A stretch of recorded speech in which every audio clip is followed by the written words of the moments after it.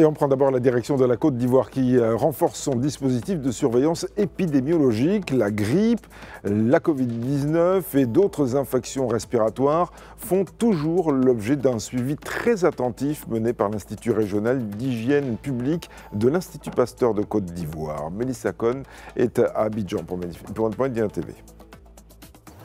Ici en Côte d'Ivoire, le ministère de la Santé et de l'Hygiène publique annonce le renforcement de la surveillance épidémiologique de la grippe et de la Covid-19 à l'approche de la saison fraîche, période propice à la recrudescence des infections respiratoires aiguës. Ces infections respiratoires font actuellement l'objet d'un suivi rapproché assuré par l'Institut national d'hygiène publique et l'Institut Pasteur de Côte d'Ivoire à travers un réseau sentinelle composé de 10 sites, 5 à Abidjan et 5 à l'intérieur du pays. Les données recueillies depuis le début du mois de novembre 2025 indiquent que les taux hebdomadaires de positivité de la grippe et de la Covid-19 demeurent en dessous du seuil épidémique.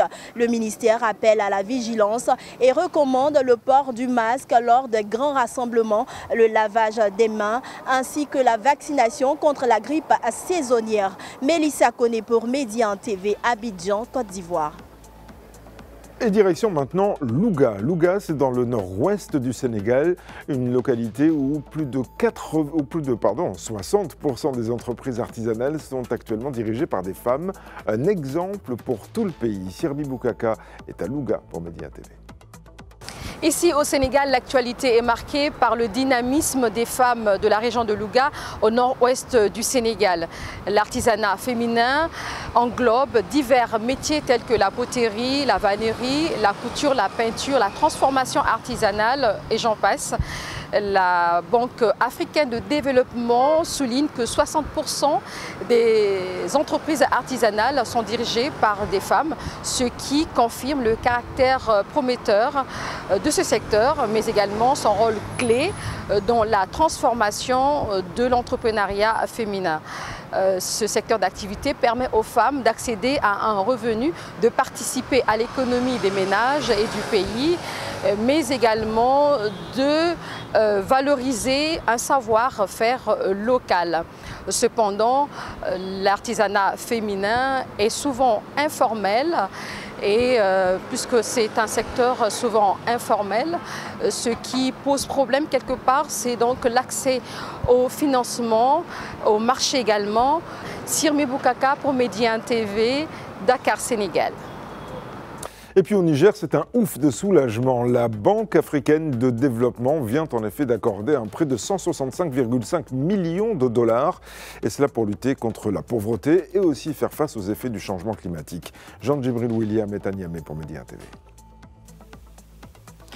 Ici à Niamey, la Banque africaine de développement, la BAD, vient d'approuver un prêt de 165,5 millions de dollars, soit près de 94 milliards de francs CFA au Niger, pour financer le projet de renforcement de l'alimentation en eau potable et d'amélioration de la résilience. Prévu sur 5 ans dans les villes de Zinder et Myria, de même que dans plusieurs villages environnants, et devrait toucher plus de 600 000 habitants du sud du Niger.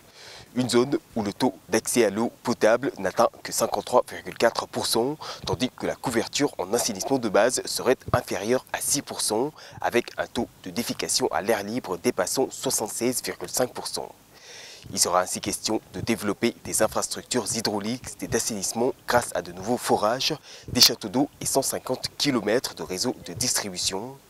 Le projet prévoit également 1200 branchements sociaux, 50 bornes fontaines, 5000 latrines familiales, de même qu'une station de traitement des boues de vidange. Selon les autorités locales, ce programme vient également répondre à des défis critiques, notamment une croissance démographique de 3,8% par an, de même qu'une vulnérabilité des ménages accentuée par des sanctions économiques qui pèsent sur le Niger. Jean-Djibril William, à Niamey pour Médien TV.